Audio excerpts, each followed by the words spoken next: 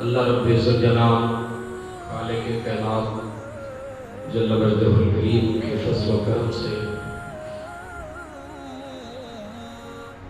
تاریخ اسلام کے ان مبارک ایام کے اندر ہم سانسیں لے رہے ہیں جن کو امام الانبیاء صلی اللہ علیہ وسلم نے افضل ترین ایام کہا۔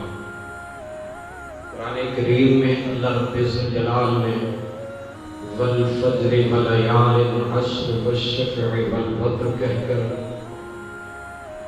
ان 10 راتوں کی اور ایام کی قسم کا ذکر کیا۔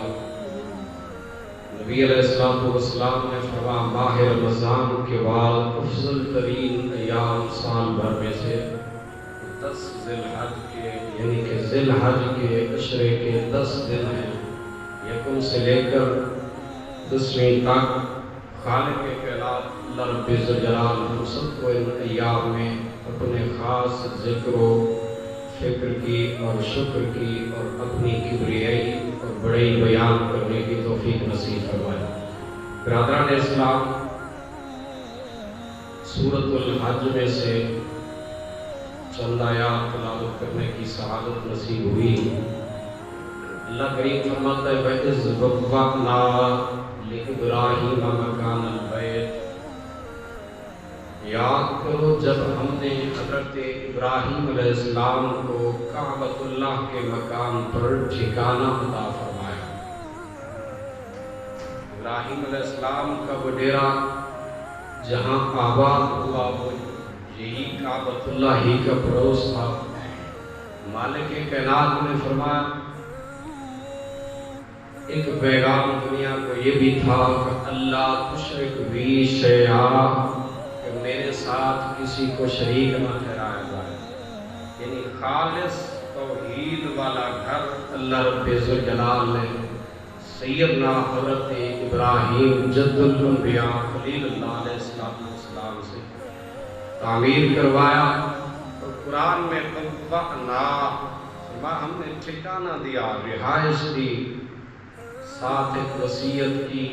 اللہ نے اس وصیت کو ذکر کیا وَطَهِّرْ بَيْتِيَ، میرے گھر کو صاف اور ستھرا رکھیں گے، لِلطَّائِفِينَ، طواف کرنے والوں کے لیے، وَالْقَائِمِينَ، قیام کرنے والوں کے لیے، وَالرُّكَّعِ السُّجُودِ، رکوع اور سجود کرنے والوں کے لیے۔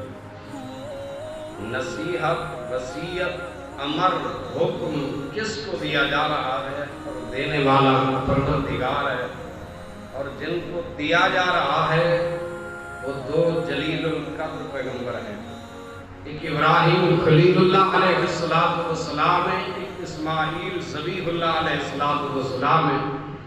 جیسا کہ سورۃ البقرہ میں فرمایا کہ وَطَهِّرْ بَيْتِيَ لِلطَّائِفِينَ، وہاں پہ فرمایا وَالْعَاكِفِينَ وَالرُّكَّعِ السُّجُودِ، کہ ہم نے دونوں سے یہ معاہدہ کیا وَعَهِدْنَا إِلَىٰ إِبْرَاهِيمَ وَإِسْمَاعِيلَ، ہم نے معاہدہ کیا ابراہیم اور اسماعیل سے کہ ان طَهِّرَا، صیغہ تثنیہ ہے۔ اللہ فرماتا ہے تم دونوں میرے گھر کو صاف ستھرا رکھو گے، طواف کرنے والوں کے لیے اور وہاں پر ذکر ہوا اعتکاف کرنے والوں کے لیے، اس آیت پہ ذکر ہوا قیام کرنے والوں کے لیے، والرکع السجود، رکوع اور سجود کرنے والوں کے لیے۔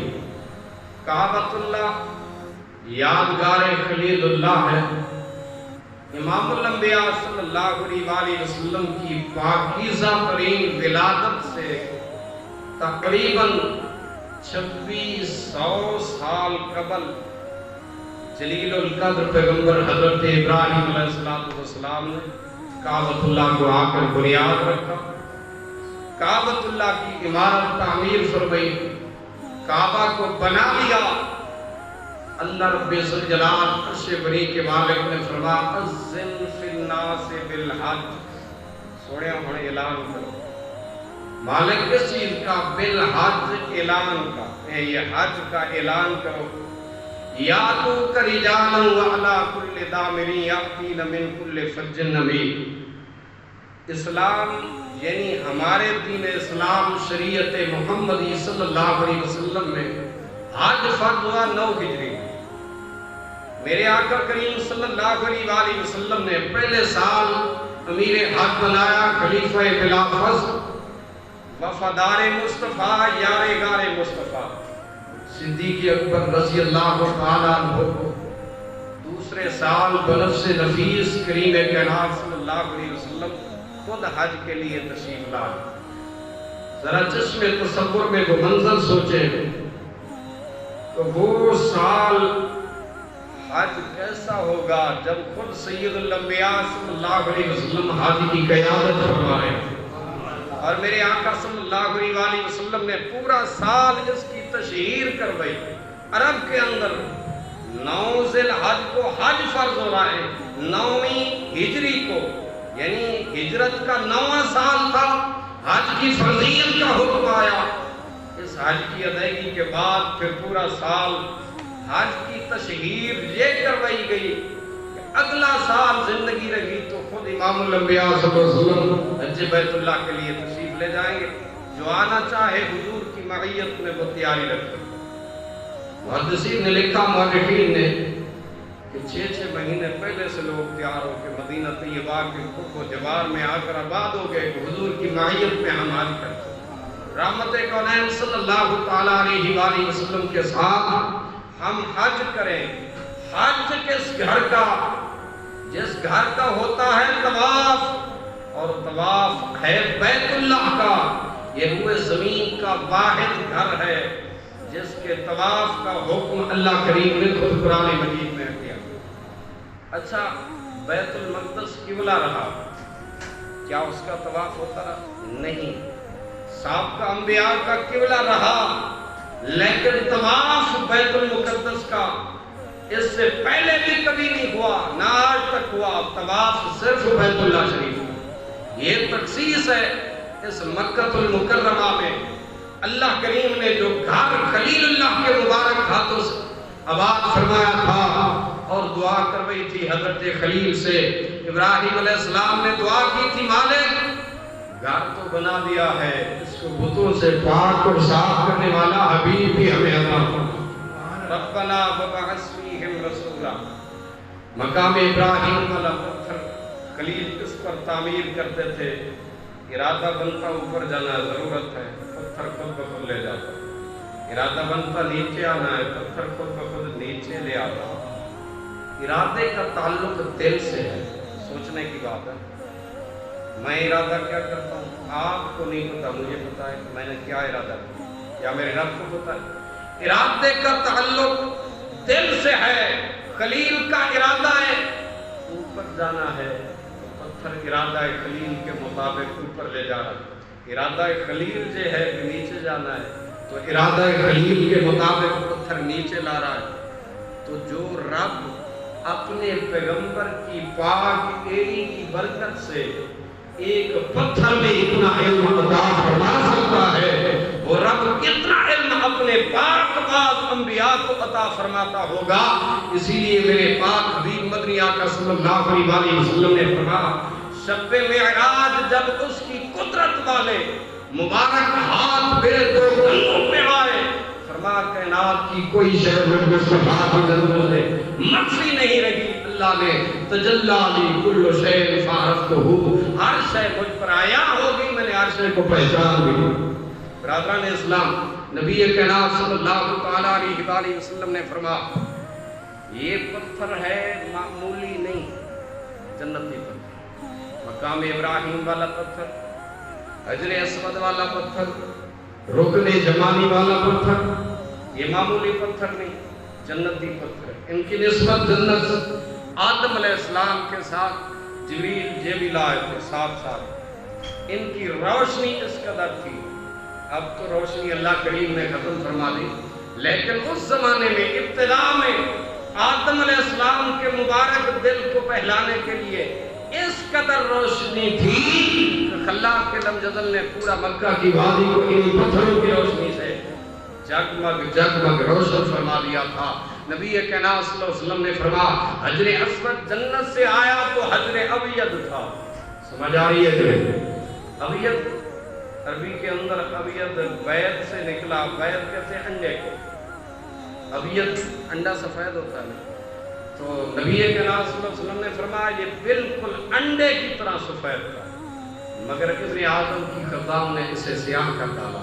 آقا کریم صلی اللہ علیہ وسلم نے فرمایا اس پتھر کی خاصیت ہے جو اس کا استعمال کر لے یا اس کا بکسا لے لے کہ اس کے وجود کے گناہ یوں کھینچ لیتا ہے، فرمایا کہ اس کا وجود ایسے گناہ پاک و صاف ہو جاتا ہے جیسے آج ہی ماں کے بطن سے۔ یارو اگر ایک جنتی پتھر میں یہ خاصیت خالق کے لمزدل نے رکھ دی ہے تو وہ پتھر تو مصطفیٰ پر درود و سلام پڑا کرتا تھا، اللہ نے ذات مصطفیٰ میں ان کی برکتیں رکھی۔ برادران اسلام، میرے پاک حبیب مدنی آقا صلی اللہ علیہ وسلم آپ نے فرمایا یہ حجر اسود یہ بھی معمولی پتھر نہیں، عرب یوں ہی لڑا نہیں کرتے تھے اس پر، وہ معاہدہ حلف الفضول کو یاد کیجئے، جب کریم آقا صلی اللہ علیہ وسلم کی عمر مبارک بعض مورخین نے 22 سال لکھا، 20 سال لکھا، بعض نے 22، بعض نے 25 سال۔ معاہدہ حلف الفضول یہ اس وقت ہوا جب کعبۃ اللہ کی ظاہری عمارت مخدوش کیفیت میں ہوگی، پرانی ہوگی، تو اہل عرب اہل قریش کا چونکہ دین ابراہیمی کو جاننے والے بے شمار بزرگ تھے، نبی علیہ السلام کے جد امجد حضرت عبد المطلب پاک رحمت کونین صلی اللہ تعالیٰ علیہ وآلہ وسلم کے آبا و اجداد آپس میں طے کیا کعبۃ اللہ کو شہید کر کے دوبارہ عنصر نو بنا دے۔ عنصر نو بنانے کی جو ہی انہوں نے دل کے اندر خواہش سوچی، آپس میں کہنے لگے جب کعبے کی دیوار گرا دیں گے اس کا عذاب نہ آ جائے، ڈرتے بھی ہیں اس کی ذات سے کیونکہ گھر اس کا ہے، کہیں بے ادبی نہ ہو جائے۔ معاہدہ کیا، میٹنگ کی آپس کے اندر، ایک سردار نے کہا جی ایسا کر لیں مجھ پہ چھوڑ دیں، چند ایک اینٹیں میں ایک رات پہلی رات ابتدا کرتا ہوں میں اکھاڑ دوں گا اور اللہ کی بارگاہ میں عرض کروں گا میرے مالک میرا ارادہ ٹھیک ہے، تیرے گھر کو ہم نے بنانا، اگر تجھے منظور ہے تو ہم پر عذاب نہ نازل کرو۔ نبی محتشم نور مجسم صلی اللہ تعالیٰ علیہ وآلہ وسلم کے غلاموں، چنانچہ جس سردار نے پہلے کعبے کی اینٹیں اکھاڑی اللہ نے اس پر عذاب نازل نہ کیا، تو اہل قریش نے فیصلہ کیا پھر رب کی منشا یہی ہے دوبارہ کعبۃ اللہ کی تعمیر عنصر نو ہونی چاہیے۔ تو رحمت کونین صلی اللہ علیہ وسلم نے فرمایا ایک میٹنگ یہ بھی ہوئی، وہ اعلان نبوت نہیں ہوا، میرے کریم آقا صلی اللہ علیہ وسلم کا عین شباب ہے، 20-25 برس آپ کی ظاہری عمر مبارک۔ رحمت کونین صلی اللہ علیہ وسلم فرماتے ہیں آبا و اجداد اہل قریش نے کہا بھئی اس کے اندر ایک دینار ایک درہم حرام کا نہیں آمیزش ہونا چاہیے، جو بھی رزق لگے گا وہ حلال ہی رزق ہے۔ سب نے حلال رزق جمع کروا، پیسے اکٹھے ہو گئے، کعبۃ اللہ کی تعمیر شروع ہو گئی۔ نبی کائنات صلی اللہ علیہ وسلم نے فرمایا آج جو حصہ مقام ابراہیم والا یہ باہر ہے، حقیقتاً یہ کعبۃ اللہ ہی کا حصہ ہے، مگر قریش کے پاس وہ اس وقت جو نقدی تھی وہ ختم ہو گئی، جو رزق حلال تھا ان کے پاس وہ ختم ہو گیا۔ انہوں نے کہا چلو یہیں سے دیوار سیدھی کر لیں، یہ تو ایک بہانہ تھا مصطفیٰ کی امت کو اللہ کریم نے کرم فرمانا، کیونکہ دنیا جہان میں سے بندہ کسی بھی گوشے سے جاتا ہے کتنی تمنا اور حسرت ہوتی ہے، امید ہوتی ہے اللہ تیرے کعبے میں جا کے نماز پڑھو۔ یہ تو سرکاری پروٹوکول بادشاہوں کے حصے میں آتا ہے، حکمرانوں کے حصے میں آتا ہے، غریب کے حصے میں کہاں؟ عرش والے کی مہربانی دیکھیے کہ خالق کائنات نے کرم نوازی کتنی فرمائی، وہ مالک دے بھی سکتا تھا اس وقت، مگر خلاق کے لمجدل نے یہ حصہ باہر رکھوایا تاکہ میرے محبوب کے غلام دنیا کے کسی بھی خطے سے تڑپتے دل کے ساتھ اور سلگتے عشق کے ساتھ جب مکہ کی مبارک وادی میں آئے، کعبۃ اللہ کے اندر انہیں نماز پڑھنے کی تمنا ہو جائے، فرمایا وہ آ جائیں مزاب رحمت کے نیچے کھڑے ہو جائیں، مقام ابراہیم یہ جو حتیم ہے حصہ، یہ اس حتیم والے حصے میں آ کر کھڑے ہو جائیں، یوں سمجھے بعین ہی کعبۃ اللہ میں کھڑے ہیں، کیونکہ یہ حصہ حقیقت کعبۃ اللہ ہی کا حصہ۔ برادران اسلام، اللہ رب ذوالجلال مالک کائنات کے سچے حبیب میرے مکی مدنی آقا صلی اللہ علیہ وسلم نے فرمایا یہ ساری حج ہے ہی اللہ کے پیاروں کی اداؤں پر۔ اچھا بندے آدھیں جی حج پڑھن گے، حج کوئی خصوصی طور پہ میں تو نہیں پڑھنے ہوئے کیا کہ خصوصی اجتماع جی میں عید پڑھتے ہیں کسی اعلان کی تو ابھی حج پڑھ لئیے آج، اس طرح ہوتا ہے؟ حج کیا ہے؟ حالانکہ معمول کی نماز ہے وہی ظہر و عصر جو ہم یہاں بھی پڑھتے ہیں وہاں بھی پڑھی جاتی ہے، اور یہی چیز ہے صرف اللہ کے پیاروں کی اداؤں کو زندہ کرنے کا نام خالق کائنات نے حج قرار دیا۔ ان الصفا والمروہ من شعائر اللہ فمن حج البیت واعتمر فلا جناح علیہ ان یطوف بہما۔ خالق کائنات نے فرمایا یہ جو صفا اور مروہ کی پہاڑیاں یہ اللہ کی نشانیاں قرار پائیں، صفا بھی پہاڑی ہے مروہ بھی پہاڑی ہے، پورا شہر مکہ المکرمہ پہاڑیوں سے آباد ہے، لیکن دیگر پہاڑوں کو تو شعائر اللہ بننے کا یہ شرف نہیں ملا۔ یہ مکہ المکرمہ میں کعبۃ اللہ کے پڑوس میں کھڑے دو پہاڑیوں کا شعائر اللہ بننے کی سعادت کیسے ملی؟ فرمایا یہاں میری ایک پیاری بندی کے قدم لگے تھے جو ایک نبی کی اماں تھی اور ایک نبی کی زوجہ تھی۔ فرمایا اس مبارک بندی کے قدم لگے، ہم نے پیاروں کے قدموں کی برکت سے اسے شاعر اللہ اپنی نشانی بنا لی، اللہ کی نشانی شاعر اللہ۔ اور قرآن کریم میں اللہ کریم فرماتا ہے وَمَن يُعَظِّمْ شَعَائِرَ اللَّهِ، جو اللہ کی نشانیوں کی تعظیم کرے۔ میرے پاک حبیب مدنی آقا صلی اللہ علیہ وسلم نے فرمایا فَإِنَّهَا مِن تَقْوَى الْقُلُوبِ، یہ تقوی والے دل کی نشانی ہے۔ اسا تعظیم کریے فتح شرک دے لگ دے لو جی، حالانکہ اللہ تعظیم خود کروا رہے، خالق کائنات خود تعظیم کروا رہا ہے۔ صفا اور مروہ شاعر اللہ ہے، حالانکہ رب العالمین کی وہاں معاذ اللہ ذات تو جلوہ گر نہیں ہے نا، خالق کائنات کی ایک بندی کے قدم لگے ہیں۔ خالق کائنات نے فرمایا جیسے یہاں قدم لگے ہیں ویسے تم بھی لگاؤ، جہاں اللہ کی پیاری بندی دوڑی ہے فرمایا وہاں تیز قدموں سے مرد چلیں۔ دوڑی خاتون ہے، خاتون نہیں دوڑ سکتی، اب حکم ہے نارمل قدموں سے چلے، مگر مرد تیز قدموں سے۔ نبی کائنات صلی اللہ تعالیٰ علیہ وآلہ وسلم نے ارشاد فرمایا یہ اسلام نے خاتون کو عزت دی ہے، وہ تو ایک ضرورت تھی، ایک ماں کی کہ بچہ نظروں سے اوجھل ہوا تو تیز قدموں سے چل پڑی۔ وہ 72 قدم میں نے گنے ہیں جو سبز بھی لائن یعنی جو سبز ٹیوبوں کے درمیان ہے، تقریباً 72 قدموں کا فاصلہ ہے۔ اس مقام پہ آ کر سیدنا اسماعیل ذبیح اللہ علیہ السلام کی مادر اطہر آپ کی نظروں سے بچہ اوجھل ہوتا تھا تو تیز قدموں سے ماں کی ممتا تڑپ اٹھتی، آپ تیز چلی۔ خالق کائنات نے فرمایا قیامت تک یہاں جو بھی آئے گا حضرت جعفر صادق رضی اللہ تعالیٰ عنہ کا کلمہ قول مبارک پڑھ رہا تھا، فرمایا صفا اور مروہ کی صحیح اللہ رب ذوالجلال نے ہر جابر و ظالم کو ذلیل کرنے کے لیے رکھی ہے۔ فرمایا دنیا کا کتنا بھی جابر و ظالم کوئی بادشاہ جہاں پہ آئے جب تک صحیح نہیں کرے گا اللہ اس کی حاضری کو نہیں کرے گا۔ فرمایا یہ خالق کائنات نے اپنی وجاہت دکھانے کے لیے، شان و شوکت دکھانے کے لیے کہ میری بندی کی ادا کو یاد رکھ، جب تک اس ادا کو اپنائے گا نہیں نہ تیرا عمرہ قبول ہے نہ میری بات قبول ہے۔ برادران اسلام یہ حج کے فیصلے اللہ کی طرف سے ہوتے ہیں۔ میں ایک آرٹیکل کل میں نے پڑھی، میرے دل کو لگی، میرا دل چاہتا ہے کہ آپ سے بھی شیئر کر۔ لاہور کے ایک فیکٹری مالک ہے، انہوں نے کہا ہمارے پاس ایک ملازم کام کرتا تھا عبدالغفور نام، ہر سال ہماری عادت تھی کہ ہم پورا اندازی کرتے فیکٹری ملازمین میں، تو جس کے نام کی پرچی نکل آتی ہم اس کو حج پر بھیجا کرتے۔ کہا اتفاق ایسا کہ ایک سال عبدالغفور کی پرچی نکل، اور یہ عبدالغفور جو تھا کہتے ہیں انتہائی کام چور، لیکن فیکٹری مالک کہتے ہیں میرے والد نے وصیت کی تھی موت سے پہلے کہ بیٹا میری موت کے بعد میرے کسی فیکٹری ملازم کو نوکری سے نہیں نکالنا، ان کی روزی اسی طرح چلتی رہی۔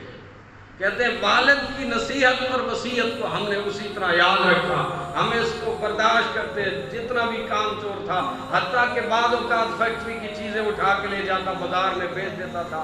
پھر پکڑا بھی جاتا، لیکن چونکہ والد صاحب کی وصیت تھی کہ نوکری سے نکالنا نہیں، ہم اسے برداشت کرتے رہے۔ اتفاق ایسا کہ اس کے نام کی حاجی والی پرچی نکلی، ہم نے اسے تیار کیا، اس نے کہا نہیں بھائی میں تو نہیں جانا چاہتا حج پر، کیونکہ مجھے تو سیدھی نماز بھی نہیں آتی، میں تو مسجد میں نہیں گیا، کعبۃ اللہ میں کیسے جاؤں، میں نہیں جانا چاہتا۔ انہوں نے اصرار کیا، لیکن اس نے انکار کیا۔ اس سال انہوں نے دوبارہ قرآن اندازی کی، کسی اور ملازم کو بھیج دیا۔ اگلا سال قدرت خدا کی، پھر انہوں نے جب قرآن اندازی کی، پھر سے عبدالغفور کا نام نکلا۔ انہوں نے پھر اسے کہا، اس نے پھر سے انکار کیا، کہا میں نہیں جانا چاہتا، مجھے نہ آتا ہے کچھ، نہ مجھے نماز آتی ہے سیدھی، نہ میں اراکین مناسک جانتا ہوں حج کے، لہذا میں جانا ہی نہیں چاہتا ہوں۔ انہوں نے اصرار کیا، لیکن اس کا انکار بڑھتا رہا۔ بلاخر انہوں نے کہا دوبارہ قرآن اندازی کرتے ہیں، دوبارہ قرآن اندازی ڈالی گئی، پرچی پھر سے عبدالغفور کی نکلا۔ انہوں نے پھر سے مجبور کیا، اس نے پھر سے انکار کیا۔ انہوں نے تیسری مرتبہ قرآن اندازی کی، تیسری مرتبہ پھر سے عبدالغفور کا نام نکلا۔ انہوں نے کہا اب کی بار ہم نے اسے کہا یار تیاری کرو، اس نے کہا نہیں میں نہیں جانا چاہتا۔ کہتے ہیں ہم نے آزمائش کے طور پر چوتھی مرتبہ پھر سے قرآن اندازی کی، تو اور قرآن اندازی کیا کی کہ چوتھی مرتبہ نام اس کا نہیں ڈالا، ہم نے دیگر ملازمین کے نام کی پرچیاں ڈالی، مگر اس کے نام والی خالی پرچی ڈال۔ کہتے ہیں چوتھی مرتبہ جب ہم نے قرآن اندازی کی تو ان ملازمین میں سے کسی کا نام نہیں نکلا، اسی کی خالی پرچی نکلا۔ کہتے ہیں اب ہم نے اصرار کیا، مالک نے ایک آفر کی، فیکٹری مالک نے کہا تو ضرور جا یار، اس نے کہا نہیں، اس نے کہا اچھا ایک آفر دیتا ہوں، سال بھر کی ایڈوانس تنخواہ مجھ سے لے لے، لیکن کعبۃ اللہ کے حج کے لیے چلا۔ اب مزدور بندے کو یہ آفر بڑی تھی، اس نے کہا اچھا جی اگر ایسا کرتے ہیں سال بھر کی ایڈوانس مجھے دے دیں تو میں جانے کے لیے تیار۔ تیاری ہو گئی، پرواز پکڑی، کعبۃ اللہ پہنچ گئے، مکہ المکرمہ میں پہنچ گئے، فضائے کعبۃ اللہ، حرم کعبہ، ایام حج شروع ہو گئے، وادی منی میں بھی آئے، اور پھر وقوف عرفہ 9ویں ذی الحج کو کیا، جو کہ منگل کے دن اب بھی آ رہا، منگل کا دن وقوف عرفہ ہوگا انشاءاللہ، حج کا رکن اعظم وقوف عرفہ اور خطبہ حج پڑھا جائے گا۔ برادران اسلام وقوف عرفہ بھی کیا، اور پھر شام کو وقوف مزدلفہ بھی کیا، اور وقوف مزدلفہ میں رات گزارنے کے بعد صبح منی کی وادی میں آئے، وہاں پر شیطان کو جمرات کو کنکریاں ماری، قربانی کی حلق بھی کروایا۔ پھر اس بندے نے تمام مناسک حج ادا کیے، جب باری آئی نا طواف وداع کی، یہ طواف وداع آخری طواف ہوتا ہے جو بندہ کعبۃ اللہ کو الوداع کہہ رہا ہوتا ہے۔ کہتے ہیں اس بندے نے عشاء کی نماز ادا کی، جو ہی عشاء کی نماز امام کعبۃ اللہ نے پڑھائی، پہلی رکعت میں سر سجدے میں اس بندے نے مگر اٹھایا نہیں۔ نماز کی تکمیل ہوگی، ساتھ والوں نے ہلا کے دیکھا تو یا ایتھا النفس المطمئنہ ارجعی الی ربک راضیۃ مرضیہ فادخلی فی عبادی وادخلی جنتی کا تمغہ امتیاز پا چکا تھا۔ اللہ رب الجلال کی طرف سے اس بندے کے لیے ابدی نیند کا فیصلہ ہو گیا تھا، موت اس پر طاری ہو چکی تھی، روح قفس انفری سے پرواز کر گئی تھی۔ رابطہ پیچھے فیکٹری مالک سے کیا گیا کہ اس بندے کا اب کیا کریں، واپس اس کے جسد خاکی کو پاکستان لے آنا ہے یا وہیں جنت المعلا میں دفن کرنا ہے۔ انہوں نے ان کے گھر رابطہ کیا، ان کی زوجہ سے جا کے ملے، انہوں نے کہا جس بندے کو خالق کائنات اتنی تمناؤں اور چاہتوں سے اللہ کریم لے گیا، بار بار اس کے نام کا قرآن نکلتا رہا، تو مالک جو اسے وہیں پہ بلانا چاہتا تھا تو اسے رکھنا بھی کوئی چاہیے، لہذا واپس نہ لے آئے، جنت المعلا ہی میں دفن کر دیں۔ اب فیکٹری مالک نے ان کی بیوی سے، ان کی بیوہ سے پوچھا، کہا بی بی صاحبہ تیرے شوہر کو بظاہر تو ہم نے جتنا عرصہ ہماری فیکٹری میں اس نے ملازمت کی کبھی اس کی کوئی نیکی نہیں دیکھی، ظاہراً تو کوئی نیک بندہ نہیں تھا، بتائیے تو صحیح اس کی کون سی ادا تھی جو ارحم الراحمین کو پسند آ گئی؟ اس کی بیوی نے کہا میں نے بھی اس کی زندگی پر غور و فکر کیا، مجھے بھی کوئی ایسا کوئی عمل نہیں ملا جو اس کے لیے باعث بخشش ہو، مگر ایک بات پھر آخر میں مجھے مل گئی۔ ہمارے محلے میں ایک بیوہ خاتون اب بھی ہے، کہنے لگی کہ جب ان کے شوہر عین شباب میں دنیا سے رخصت ہو گئے تو ان کے 2 کم سن یتیم بچیاں بھی. اب اس مئی صاحبہ اس کا کوئی گزر بسر کرنے والا اور اس کا گزارا نہیں. شوہر گھر دے گیا تھا جو اسے ترکے میں ملا سر چھپانے کے لیے اور کوئی اس کے اسباب نہ تھے روزی پانے کے لیے. اب محلے کے کچھ لوفر لانڈوں نے اس بی بی صاحبہ پہ نظر رکھنی شروع کی. میرے شوہر کو جب پتا چلا تو اس نے ہر لوفر کو روک دیا اور اس بی بی صاحبہ سے کہا میں آپ کا آج کے بعد بھائی. لیکن جتنا عرصہ اس نے زندگی گزاری ہے کبھی اس بیوہ کی دہلیز کو کراس نہیں کیا. جب بھی ہفتے بعد راشن دینے کی باری آتی ان کی دہلیز کے آگے جا کر وہ ٹوکری میں سامان رکھ دیتے تھے پیک کر کے اور آواز دیتے تھے کہ بہن اس سامان کو اٹھا لو اور ان کے بچوں کا خرچہ یہ میرے شوہر اپنی زندگی میں ضرور کرتے رہے ہیں.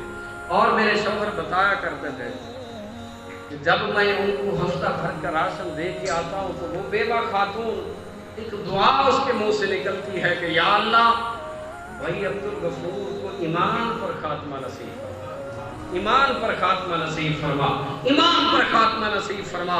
کہتی ہے کہ جناب بس اس کا وہی زندگی کا عمل تو دیکھا اس کے علاوہ کوئی نہیں. ساتھ یہ بھی بتا کہ پہلے سال جب پورا نکلا ان کے نام کا تو انہوں نے کہا مجھ سے آ کر میں نے انکار کر دیا ہے بعض اس وجہ سے کہ بیوہ خاتون بے سہارا ہو جائے گی اس کا کیا بنے گا, میں تو حج کے لیے چلا جاؤں گا کیا بنے گا اس خاتون کو. کہا اس وجہ سے وہ حج پہ نہیں گئے. دوسرے سال جب اسی کے نام کا پورا نکلا ایک بار نہیں 4 بار نکلا اور چوتھی مرتبہ آفر ہوئی کہ سال بھر کی ایڈوانس تنخواہ لے لیجیے تو کہتے سال بھر کی وہ جو ایڈوانس تنخواہ ملی گھر میں نہیں لائے, سیدھا اسی بیوہ کے جا کر ان کے ہاں پیش کیا, کہا یہ اپنے بچوں کے لیے رکھ لیں, اللہ کریم میرے بچوں کی کفالت فرمائے گا.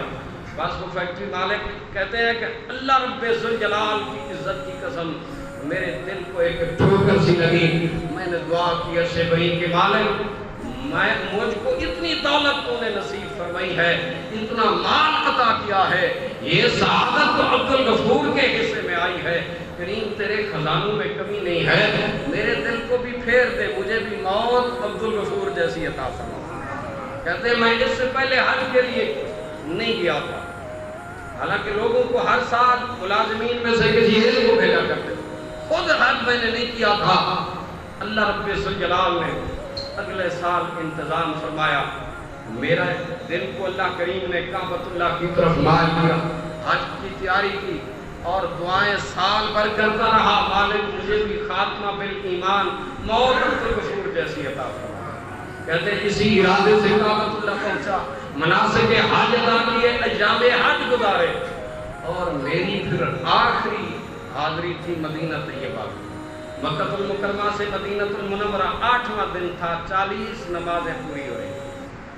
حجاج کرام کی کوشش ہوتی ہے اور دیتے 8 دن ہے مدینہ طیبہ میں زیادہ حاجیوں کو اکثر کہ چلو 40 نمازیں پوری کر لیں.